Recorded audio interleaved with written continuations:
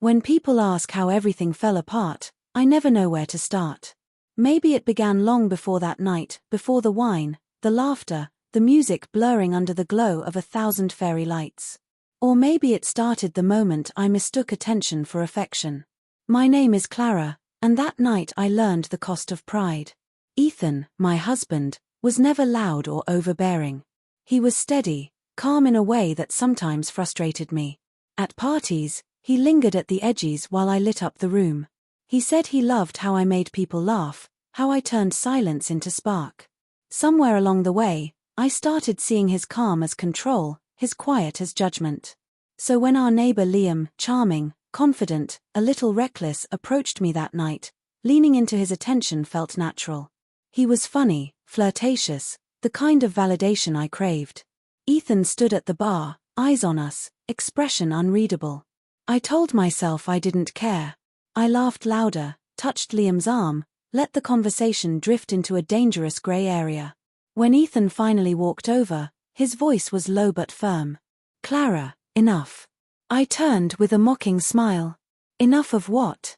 I said loud enough for nearby people to hear. The crowd went silent. Ethan's jaw tightened. "We're going home."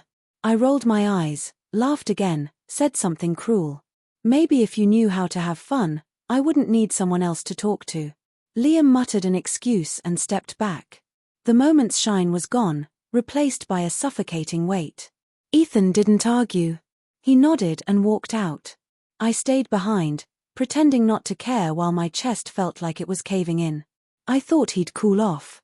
He always did. But at home, the lights were off, the house empty. On the counter, my phone, wallet, and a folded note. "You wanted freedom, Clara. Now you have it." At first, I thought it was a joke. Ethan had stormed out before, but never like this. I tried calling, no SIM.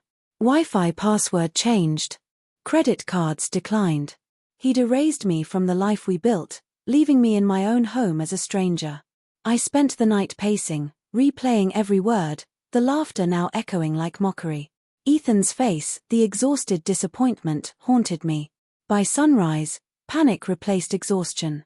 I drove to his friend's place, then his office. No one had seen him. Returning home, the locks were changed. My key didn't fit. My clothes were in black garbage bags on the porch, a note taped to one. "Please don't make a scene. Lawyer will contact you tomorrow." Lawyer. The word hit harder than I expected. Ethan wasn't playing.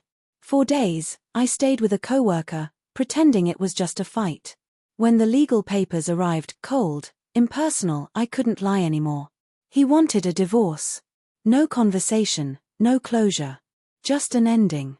I remember sitting on the couch, reading his letter. The line broke me. "Clara, I loved you more than my pride, but you made me choose between being respected and being humiliated. I've chosen myself this time." I realized I had pushed him over and over, mistaking patience for weakness. Ethan had finally reached the edge. Once he stepped over it, there was no coming back. I wasn't angry. I was terrified. I understood what it meant to lose someone who loved you enough to stay until you gave him no reason to. The weeks that followed felt like drifting through a storm without a compass.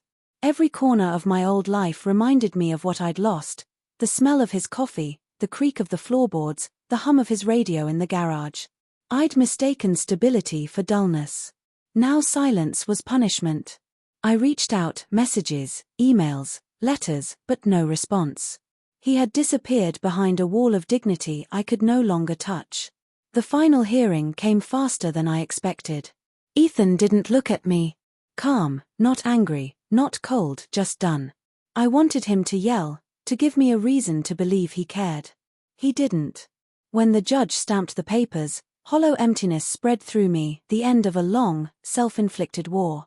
I walked out into a world that looked the same, but felt unfamiliar. No one waiting for me. No home. No plan. Just the freedom I once claimed to want. It was exile, not liberation. Months later, a mutual friend mentioned Ethan had moved to another city, started a business, and seemed lighter, happier. I smiled through the hurt. Maybe he had found freedom too, the kind that comes from walking away from someone who didn't value peace until it was gone. As for me, I learned the lesson the hard way. That night wasn't about attention, it was about ego, about testing love to feel powerful. Love isn't meant to be tested. It's meant to be tended. I lost mine, not because Ethan stopped loving me, but because I stopped respecting what we had. While he discovered peace, I discovered my truth in the emptiness I created. Sometimes the price of pride is everything you thought you could never lose.